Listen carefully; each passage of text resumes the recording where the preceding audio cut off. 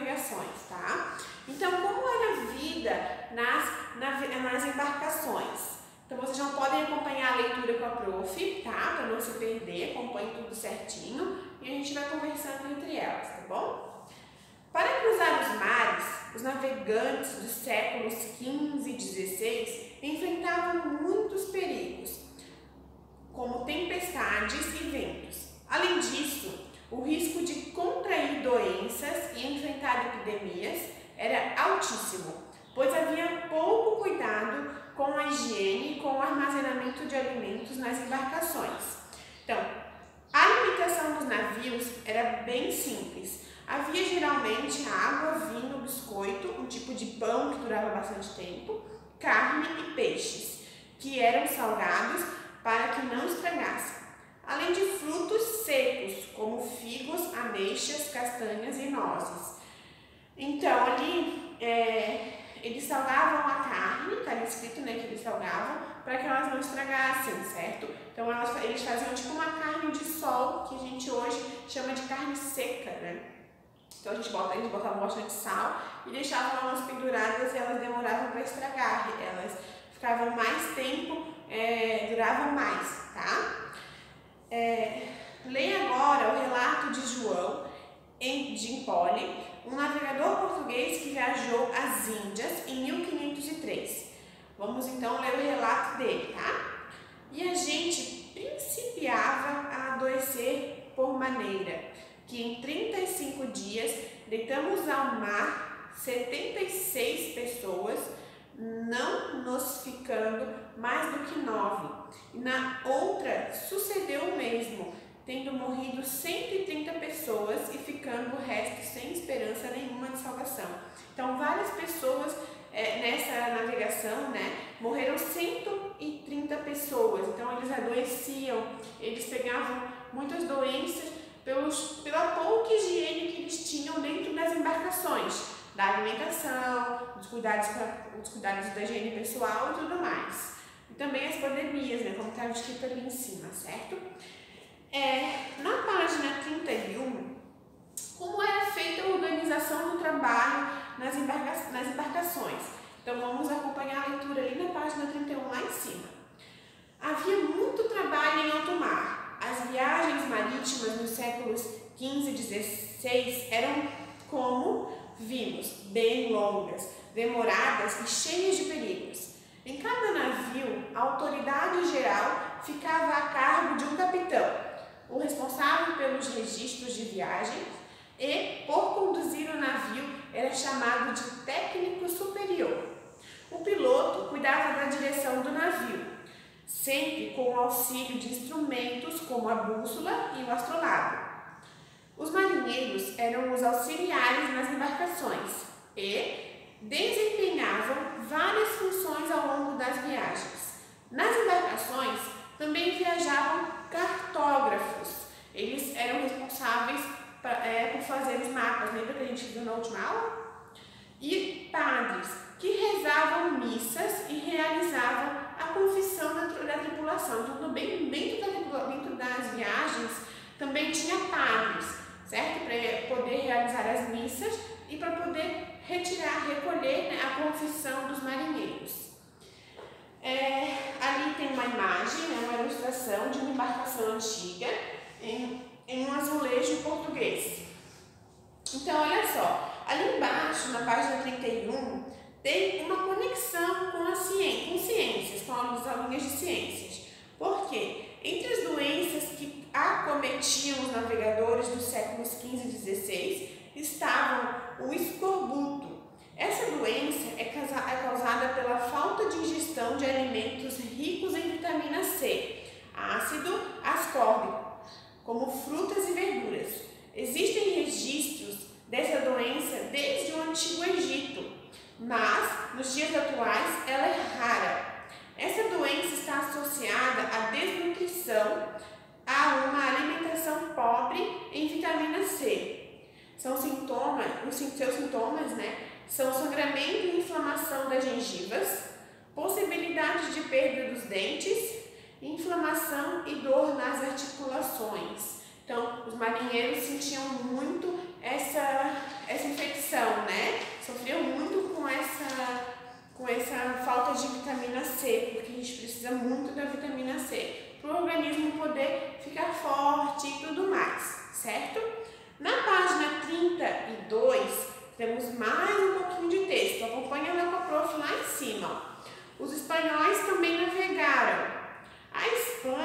assim como Portugal, pretendia chegar às Índias por um novo caminho marítimo, para participar do comércio de artigos de luxo e especiarias. Desse modo, navegadores a serviço dos espanhóis também se lançaram pelos oceanos. O mapa a seguir, aqui esse mapa, mostra as principais rotas de navegações espanholas. Observe, então, nós temos aqui mostrando as principais rotas de navegações. Então, o que está de verde, as setinhas verdes, são do Cristóvão Colombo, e as setinhas que estão no roxo é do Fernão de Magalhães e do Sebastião Elcano. Então, foi a primeira viagem de círculo de navegação, certo? Então, ali embaixo, vamos acompanhar o texto também. Em outubro de 1492, a expedição marítima comandada por Cristóvão Colombo chegou à América. Essa expedição foi organizada pelo governo da Espanha e tinha o objetivo de alcançar as Índias, mas, em vez disso, Colombo e sua tripulação acabaram chegando ao continente americano, até então conhecido dos europeus. Em 1492 e 1504, Cristóvão Colombo realizou 4 viagens ao continente americano, acreditando ter chegado à Ásia. A teoria de que aquelas terras não eram asiáticas surgiu com Américo Vespúcio e o novo continente foi batizado de América, em sua homenagem. Então, continente americano, né? Ele foi batizado para poder homenagear o Américo Vespúcio, certo?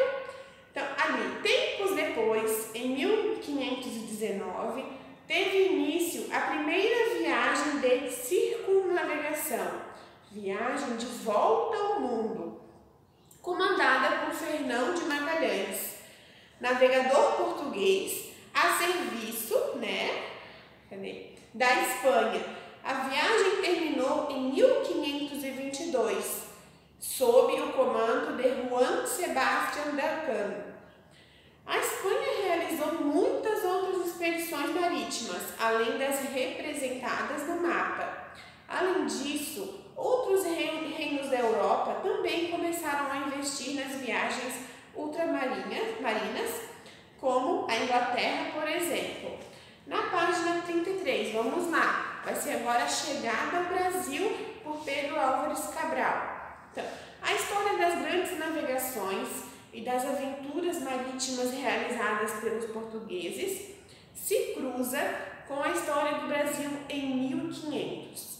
Foi naquele ano que os portugueses chegaram a estas terras, depois de cruzarem o Oceano Atlântico. É o que chamamos tradicionalmente de descobrimento do Brasil. Então, ali tem uma frase que é verdade. Utilizar o termo descobrimento é questionar, pois já existiam mais de 5 milhões de indígenas morando aqui, certo? Então, quando eles chegaram, quando Pedro Álvares Cabral chegou aqui no Brasil, eles não descobriram o Brasil, pois já tinha vários índios, várias famílias de índios morando aqui no Brasil. Não é verdade isso? Então, é verdade, pois aqui já tinha mesmo, gente? Então, de acordo com alguns historiadores, no dia 22 de abril do ano de 1500, Pedro Álvares Cabral e sua frota estariam viajando para chegar às Índias e acabaram ancorando próximo ao Monte Pascoal, onde hoje é a cidade de Porto Seguro, no estado da Bahia. Então, eles chegaram lá na Bahia, lá no Monte Pascoal. Na manhã seguinte, os portugueses desceram a terra e entraram em contato pela primeira vez com os povos indígenas que já viviam aqui há muito tempo. Então, o primeiro produto que chamou a atenção dos europeus nestas terras foi o pau-brasil, uma madeira dura e de cor avermelhada, muito valorizada na Europa. Então, vamos falar um pouquinho sobre o pau-brasil, acompanhando a leitura com a prof, tá?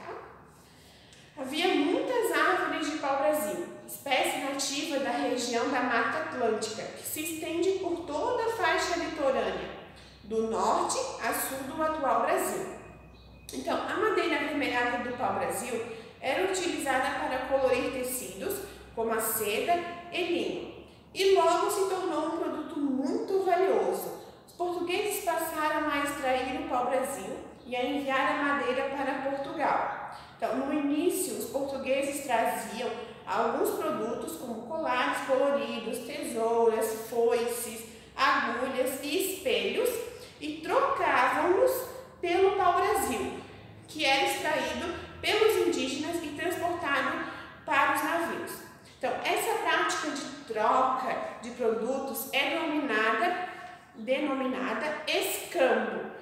Com o passar do tempo, outros produtos começaram a interessar os indígenas, como as facas de ferro, os machados, as armas de fogo e as lanças com ponta de ferro. Então, olha só, aqui no livro, na página 33, vocês podem observar, atualmente, né, a espécie do pau-brasil, ela está considerada em extinção. Olha como ela é. A prof, na outra escola que a prof trabalhava, tinha a árvore pau-brasil. Gente, é bem legal. Ela é uma árvore comum, né? Quem não conhece passa despercebido, né? Mas quem conhece já identifica de longe. Então, ali, vamos ver então quando começou a colonização. Então, na página 34, vamos lá para o texto. A exploração do pau-brasil chamou a atenção de outros europeus, que começaram a vir para essas terras em busca da madeira.